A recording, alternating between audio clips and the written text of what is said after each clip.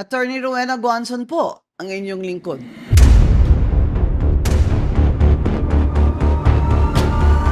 Kakatapos ko lang po sa rally sa Luneta ng Iglesia ni Cristo. Live and in person, Attorney Rowena Guanzon.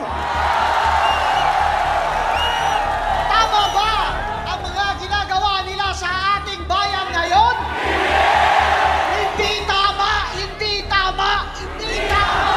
Ang mga tao pobre ay nakapila para makasakay lamang ng jeep o bus. 5 oras hanggang makauwi. Ang mga buhaya ay nakahelikopter. Sasakay ka ng tricycle, ang tricycle driver nagbabayad ng tax. Bibili ka ng grocery, may tax. Bibili ka ng gamot, may tax. Bat sila ng bat. Tama ko isa dyan, tawagan nyo na talagang Batman. At syempre, ang bombshell doon ay ang testimony ni Senator Amy Marcos na si Ferdinand Bongbong Marcos Jr. ay addict sa cocaine. Noon, dahil may tatay pa kami, hindi ko pa siya responsibilidad. Noong tumatanda, ay mas naging nakakabahala. Batid ko na nagda-drug siya. Paghapon sila, lahat sila nagiinuman at gumagamit ng cocaine. At ang kanyang asawa, ang ating First Lady, Kinumbinsi ko pa si Bongbong, pakasalan mo na si Lisa. Naisip ko noon, kapag nag-asawa siya, malalagay na sa tahimik at magkakaroon ng direksyon. Ang laki ng pagkakamali ko. Mas lumala ang kanyang pagkalulong sa droga. Dahil parehas pala silang mag-asawa. gayon din at kanilang mga anak. Nalaman kong pati ang mga anak niya ay nagdodroga na. Kinasusuklaman ko pa ang pag-alok ng mag-inang si Sandro ng droga ang aking mga anak at iba pang mga kamag-anak. Yan ang hindi ko na mapapalampas.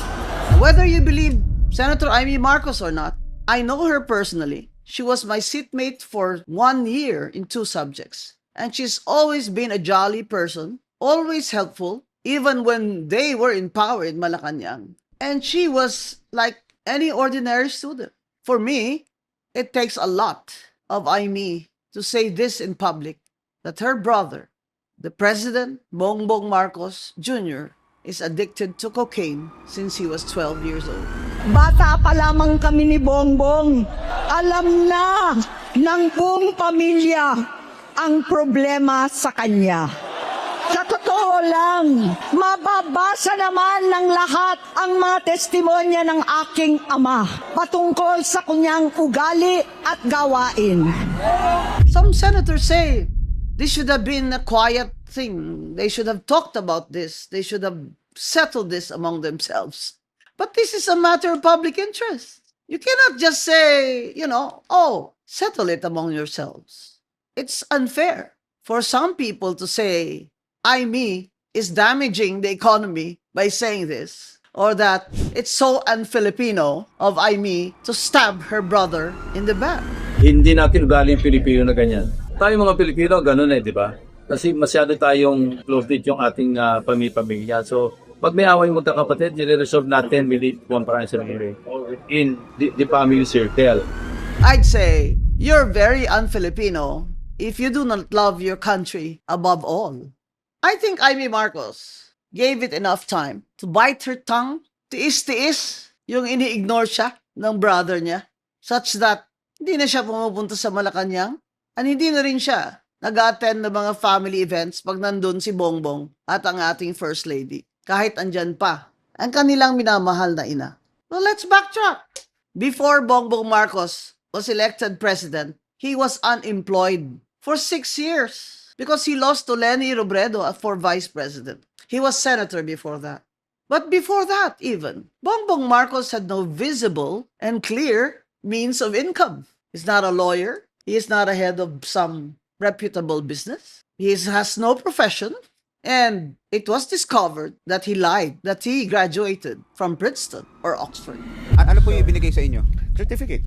na kayo ay This is to certify that Ferdinand Marcos has completed a BA degree in social science. Is it a BA degree, sir? Nakita ko doon ang sinulat ng Oxford is... we can confirm that a Ferdinand Marcos matriculated at the University of Oxford in 1975 to read for a BA in philosophy and economics. According to our records, he did not complete his degree but was awarded a special diploma in social studies in 1978. Nagpalit ako ng kurso. Sabi ko, politics, philosophy, and economics yan. Sabi ko, ang bagsak naman ito lagi, politics eh.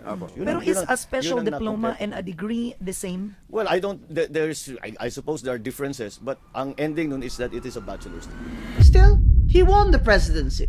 And so there we have it. What he didn't expect, what he didn't plan for, is that he was going to be president of a poor country. A country that needed a president who was not only hardworking, even if not brilliant, but honest and dedicated. Because what the Filipinos feared the most was an economic disaster under Bongbong Marcos. The Philippine government's total outstanding debt soars to a fresh all-time high. The Philippine government's total outstanding debt soars to a fresh all-time high. The Philippine government's debt balloons to a new record high in October. But we waited to see if he was up for the job. After all, he wanted it. Ito na yung saying na, be careful what you wish for. You might just get it. So when he became president, he was overwhelmed with the task because he's never really had to work very hard. Come on. When he was Vice Governor of Ilocos Norte and he did not pay his taxes, his income taxes, which is why, in my opinion, in his Comelec case for disqualification, I rendered my opinion, which of course my vote was not counted, that he was disqualified from running for office because he was convicted 2 times for a crime involving moral turpitude, which is not paying his income taxes while he was governor. Because, you know, during martial law, they could do anything they wanted. Nobody was looking, nobody could protest. People who went against Ferdinand Marcos ended up disappearing or dead. Now, my friends in the left still have very vivid memories of martial law. Hindi maaalis sa akin yung ginawa sa akin. Dahil tao naman ako, bakit ganyan ang ginawa nila? Ihayop nga, dapat hindi gawin na ganun. Pero tao. Eh sabi ko nga, si Marcos hindi tao. Oh, back to Bongbong. Bata pa lamang kami ni Bongbong. Alam na ng buong pamilya ang problema sa kanya. If he has been on cocaine since he was 12, and he became president at 64, you can imagine all these many, many years of cocaine addiction. And what does it do to you?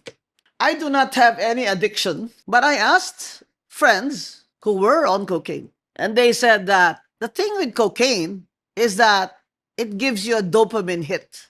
So you get a quick high, but it will only last you for 15 minutes. And because it's only going to be for 15 minutes, you want more and more and more. So they end up, you know, till morning. And coupled with alcohol, that's a deadly combination.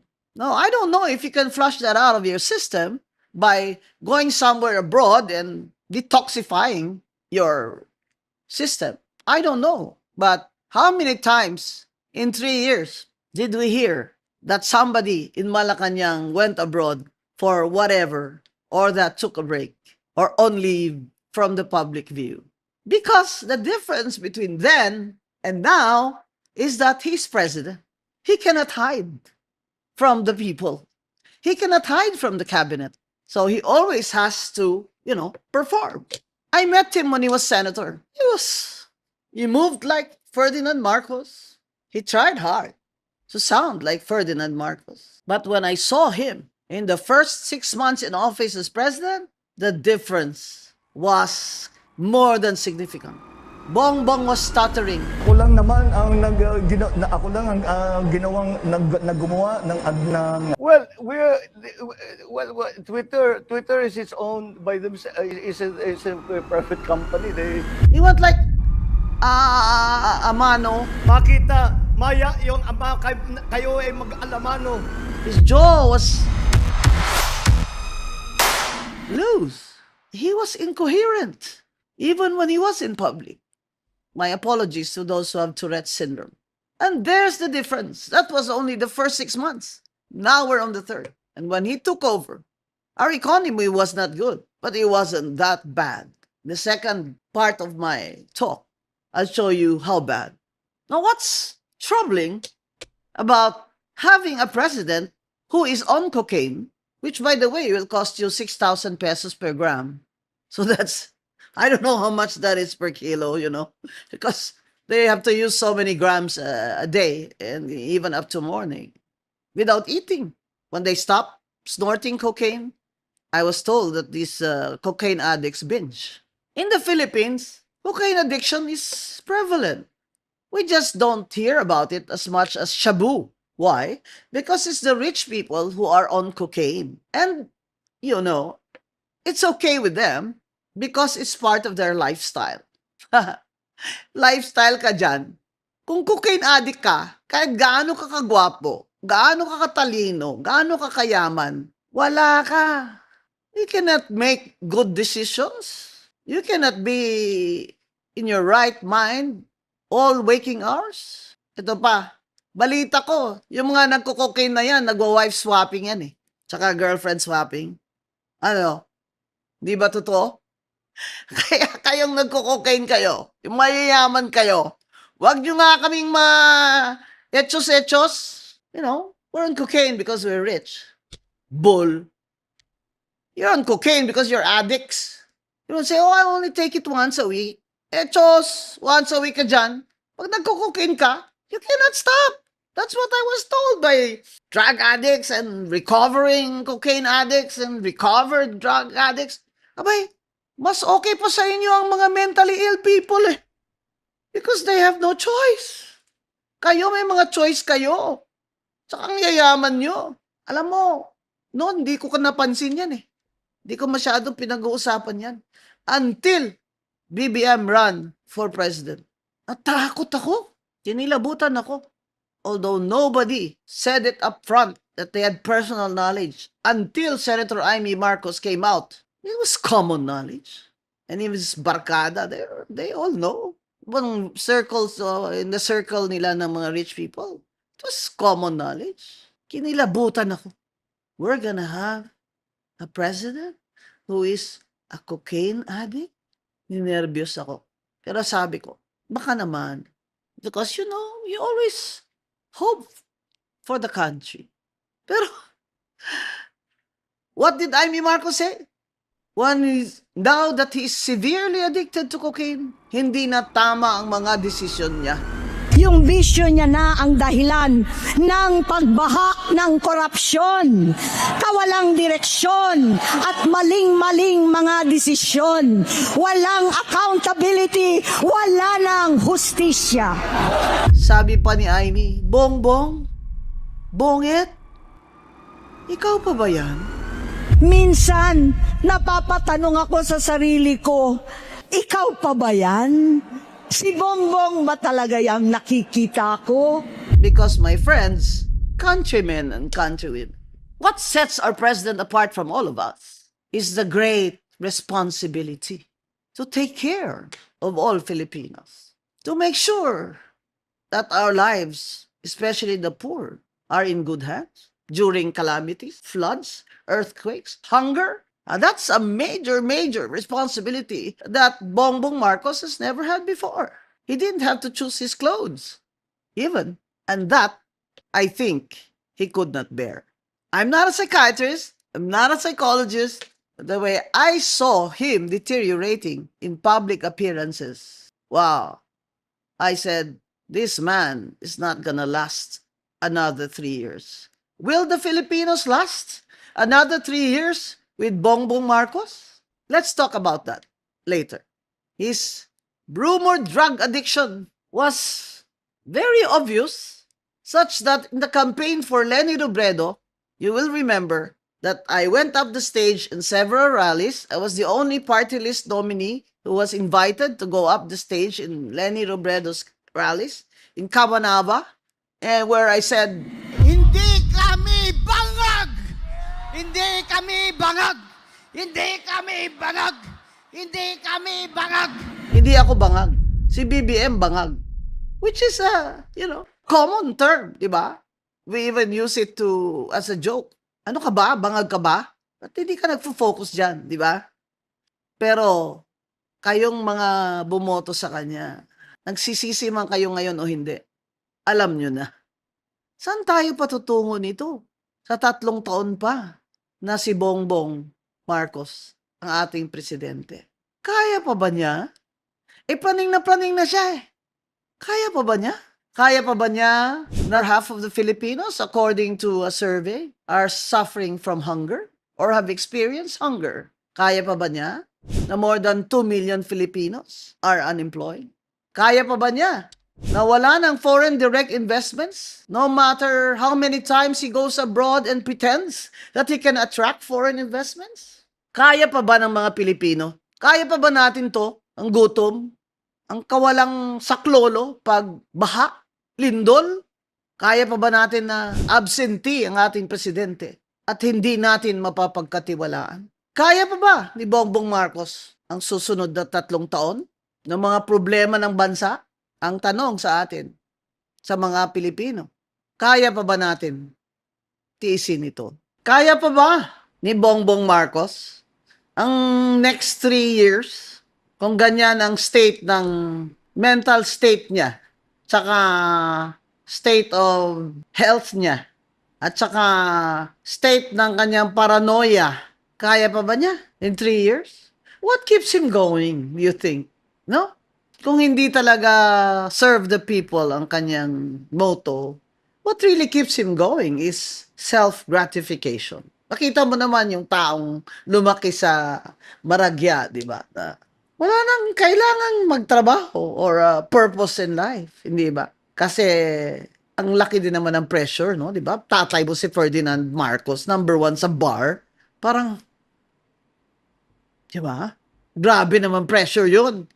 Kaya ganyan yan si BBM. Ha? Ito na naman, sa psychiatrist na naman ako.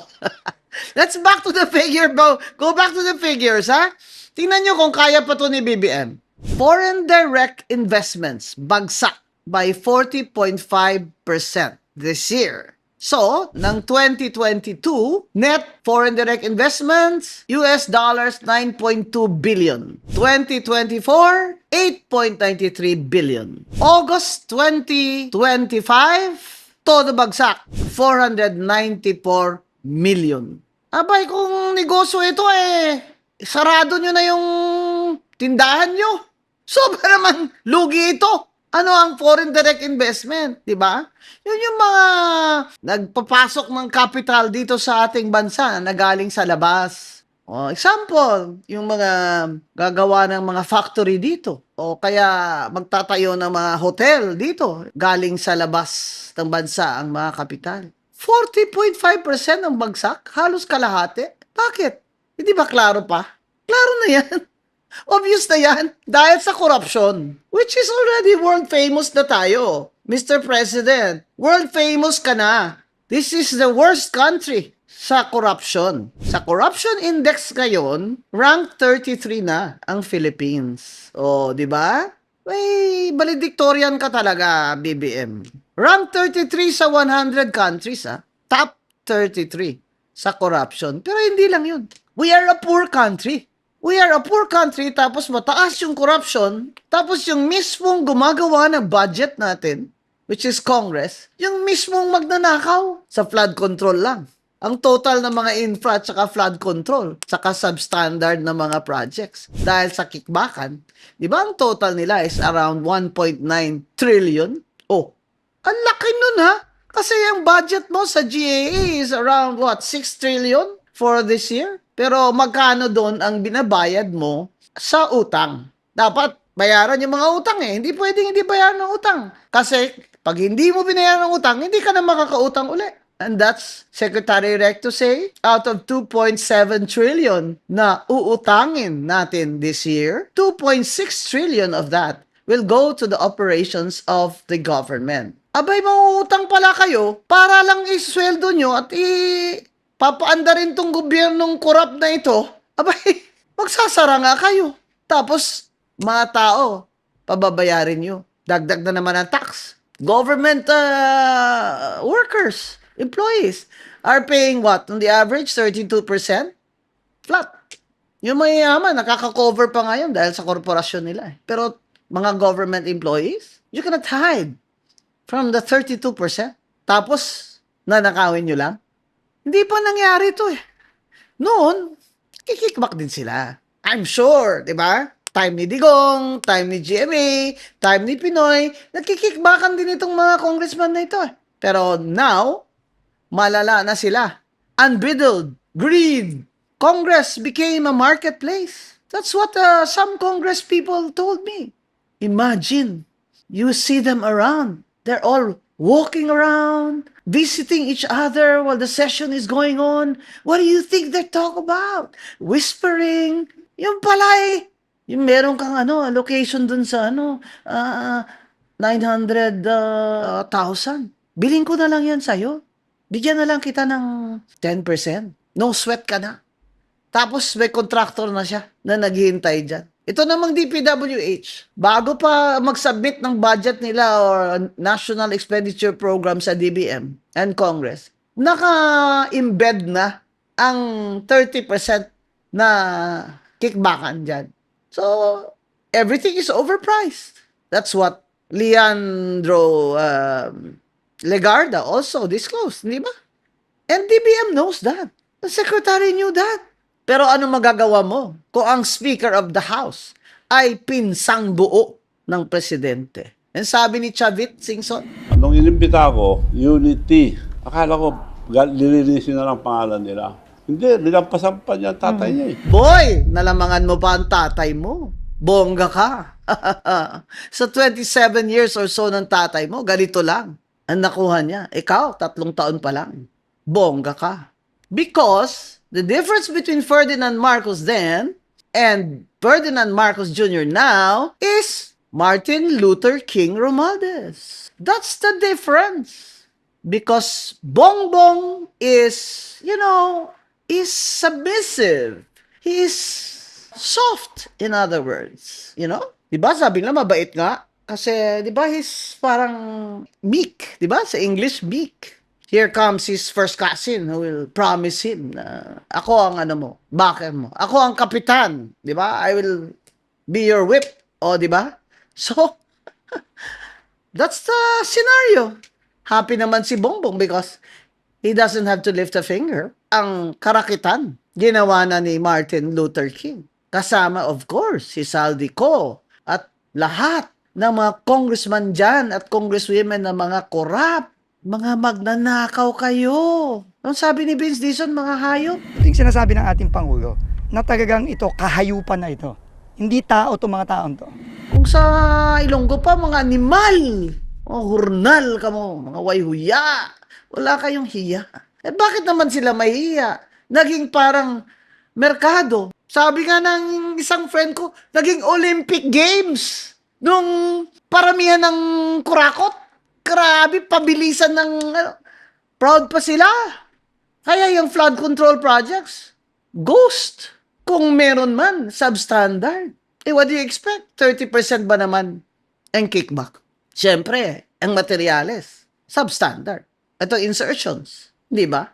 Ang sabi ni Diskaya, ang mga insertions, bawat congressman na naglalagay ng insertion, may 5%. Abay, bongga. Kaya kayo insertion na insertion pala eh. Insertion ginagawa nila sa BICAM. Yung meeting ng Senate Finance Committee tsaka House of Representatives Finance Committee. May small committee din doon sa House of Reps. Tapos pagkatapos na pasa nila yung budget doon, aakyat na sa Senado. Tapos magba-bicameral conference na bago na ipasa ng final. Diyan, hindi pwedeng si Senator Grace po ay magsabing wala siyang kinalaman dyan. Malaki talaga ang binabayad nating buwis at nakakagalit yung mga nangyayari. Kaya bato-bato sa langit talaga. Kasi bakit si Saldico sa Appropriations Chair ng House of Representatives may kinalaman? Eh yung Senate Finance Committee Chair pa kaya? Sagutin niya. Kung hindi totoo, sagutin niya. Kasi nakakapaghinala eh. Dahil tumakbong party list ang anak niya. Kaya, yan ang problema sa political dynasty. Ang hirap talaga, gaya ni Bongbong at ni Martin. Gusto talaga till the end of time, yung mga anak nila, kamag-anak nila, lahat pipwesto. Para ano? Para ano? Not only for power, but for money. How much money? They don't care if you are hungry. They don't care if the poor do not get health care. They don't care if children die because they cannot have surgery in the Philippine General Hospital or the Heart Center. They don't care. If you don't have jobs, 2 million Filipinos are unemployed. They don't care. 14 million Filipino families are hungry. Bongbong and Martin do not care. They talk about giving away all these funds as if it's theirs. Di ba? Kita nyo naman si Martin, no? Bongga pa. Yung parang, yay! Gaganon-ganon pa siya, di ba? Oh, 5,000 pesos! Ginawa pang rapol-rapol yung pera natin. Hayop kayo. Bayad kami ng bayad ng tax. Tapos ginaganyan nyo. Tapos pag nabuking kayo, masama pa kami, politika lang kami, politika, kaya kami ganyan, may pinapanigan kami. Tingnan mo, nasaan si Martin Romualdez ngayon? Di ba? He's nowhere to be found. Anong klaseng investigation committee yan? Yung ICI? Nag-excuse me si Romualdez, pahayag naman sila. Ba, gusto pa pumunta sa ibang bansa, magpapagamot daw. Ano bang sakit mo? Sakit sa katinang kamay ang sakit mo eh. Eh, wala namang gamot dyan. Dito ka lang magpagamot, pwede na yan. Ngayon, mga kababayan, sino ang dapat managot? Yan ang tinatanong natin sa mga rally. Bakit hanggang ngayon wala pang mananagot? Kasi si Martin Romualdez ang tinutukoy na mastermind ni Zaldico. Kaya nila pinaalis si Zaldico. Ako, I believe Zaldico. Ako, I believe Gutesa kasi nag-corroborate sila ng statement ni Zaldico na nag-deliver sila ng pera, mali-maleta at ilang sasakyan na pera sa bahay ni Romualdez. At sabi ni Zaldico, sa bahay ni Bongbong Marcos mismo at sa Malacanang. Saka yung 100 billion in insertions, sabi ng mga tagapagtanggol ni BBM, bakit pa niya i-insertion yung 100 billion na yan dun sa BICAM? Eh, kayang-kaya na namang ipasok yun sa NEP. Yung senaryo ganito, tapos na yung NEP, na-realize niya, aba, wala pala siya. Sila lang kikita, siya hindi kikita. Oh, so kaya inutusan niya. Ngayon si DBM Secretary Amina, sabihin mo kay Zaldico, 100 billion sa akin, 25% kickback, 20 billion. Then Zaldi said that he asked the two undersecretaries in Malacanang if it's really the order of the president. And they said yes. And then he asked Martin Luther King Romualdez if this is true. And what did Martin Luther King Romualdez say? What the president wants, the president gets. Meaning he confirmed it. Zaldico, atchoy lang yun ni Romualdez. Tingnan mo naman yung tsura. Milyonaryo, bilyonaryo na kontraktor doon. Eh gusto pa ng more money, kaya nag-party list. Yan dapat yung anti-political dynasty law. Ipasa nyo na yan, Speaker D. Tsaka ako, gusto ko yung ginagawa mo. Kahit ikaw din, numero 1 ka rin may political dynasty dyan. Pero, nanggagaling sa'yo. Hindi ko lang alam anong itsura ng political dynasty law na yan. It is mangled to death. No? But, at least, it's a start, di ba? Dahil dyan, sa 2025 election na yan, kaya tayo ninanakawan ng todo nitong Martin Luther King at ng administration ni BBM. Kaya nagsalita na sila ngayon. Hindi natin i-excuse si Zaldico. Mananagot din siya. Pero naniniwala ba ako sa kanya? Yes, naniniwala ako sa kanya. And I hope that he stays alive and that there will be some way that he can testify. Ngayon ang sinasabi nila, bakit daw ginagawa ito ni Amy? Disclose the drug addiction of BBM. Masama siyang kapatid. Ang sinasabi nga ni Amy, uwi na tayo. Uwi na tayo. Hindi kita iwanan kagaya ng dati na when we were in exile, I took care of you as a parent. Pagamot ka na. Hindi ba, ako, I was really moved. When I saw her, she was crying when she was reading that. Kasi, alam naman natin na wala namang kakayahan talaga si Bongbong. Even when he was growing up, when they were in exile, si Amy talaga took care of her brother. For her to say that, it was really out of sisterly love. Ikaw naman kasi BBM eh. Kung ako, adik ako sa cocaine, bakit ako magpipresidente? Ano? Hello? Tapos lahat kayo titingin-tingin. Lagi kayong kung adik ba talaga ako o hindi. Ayan kasi. Sana hindi ka na nagpresidente. Eh di kahit anong gawin mo, wala kayong pakialam. Hindi ba? Nagpresidente ka. Lahat tumangad sa'yo. Sabihin nila, ito talaga tong Guansong wala nang karespeto-respeto. Oy, ha! Nung una kaya sa interview ko, sinabi ko, Mr. President, I hope you succeed because we are in the same boat. This is also my country and I want you to succeed. Ha! 3 years. Succeed ka dyan? Tourism kulelat. Functional literacy. Maawa na kayo, 8.9 million ng Pilipinos ang functionally illiterate. Lowest full year growth rate since 2020. Corruption index, number 33 out of 100. Foreign debt, 17.5 trillion. Pero ang flood control projects at mga infra projects, kung saan nagkikikbakan up to 30%, 1.9 trillion. Ang General Appropriations Act o budget natin ay nasa 6 trillion lamang. Mga kababayan, niloloko tayo nitong mga congressman natin at mga politiko at mga gahaman dyan sa DPWH. Nagtutulakan na sila ngayon. They're pointing fingers at each other. Sabi ng mga kontraktor, ano naman po magagawa namin? Hindi po kami makanegosyo kung hindi po kami papayag. Dinidisqualify kami. Sabi naman ng DPWH, ano naman po magagawa namin? Congressman po nagsasabi. Pero sa totoo lang, kahit yung ibang districts dyan, na walang kickback yung congressman or hindi nila kukunin yung kickback nila, DPWH officials yung nakikipag-transaction na dyan sa mga kontraktor. Bago pa yan lahat ipasok sa NEP, may kontraktor na yan. Iloloko nyo kami. Ngayon, booking na kayo lahat. What are you gonna do about it? Now, what is Bongbong Marcos, our president, going to do now? 3 years more. 3 years more. Kaya pa ba niya? Ganito na? Kalalim ang kautangan ng Pilipinas? Ang gutom ng mga Pilipino?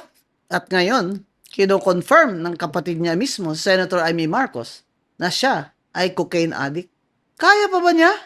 Mga kababayan, kaya pa ba natin? Ako hindi ko na kaya. Kaya ako nagrarally. Sa tanda kong ito, ay nakikirally pa ako. Kasama ko kayo. Hindi tayo pwedeng huminto. Ang sinasabi nila, what now? I got a call from abroad. What happens now? I'm sure Bongbong Marcos also asking himself and his advisors, including Martin Luther, what happens now? What do I do now? You stay in power, but the people have no respect for you. You stay in power another 3 years, but the people do not trust you. I'm sure you saw how you were received coldly by the people in Cebu and Negros Occidental who suffered from the devastation of that recent typhoon. The people hate you. They don't like you. They don't trust you. How could you be president of a country, of a people who do not trust you anymore? And the only ones who keep on clapping for you are the ones who are profiting from you. Paldo na, mga congressman, paldo na. Bawat budget padded para sa mga kukurakutin nyo. What's next? President Bongbong Marcos is up to you. But this, I am certain, in the next 3 years, while you're in office, the protest rallies will continue. We will continue. We cannot stop criticizing this corrupt government because we have the future of our children to think about. Mga kababayan, di na po pwedeng manahimik lang tayo. Kailangan na po. Magprotesta po tayo na may mananagot at hindi na mauulit itong kakurapan sa ating gobyerno. May mananagot. Dapat may mananagot hanggang sa puno-punuhan nito. Ang pinaka-mastermind nito. At kung kasama ang ating presidente, dyan, sa mga insertion at kickback, ay dapat managot din siya. Sana, bumaba na lang siya sa pwesto. Dahil halata naman talaga na, kahit ano pang depensa niya, wala na pong naniniwala sa inyo. Mga kababayan, para po sa hinaharap, the future of our children, huwag po tayong tumigil ng pagsiyasat at pag-criticize sa kasamaan at korupsyon ng gobyerno ni Bongbong Marcos. Maraming salamat po. My name is Rowena Guanzon and we are proudly PGMN.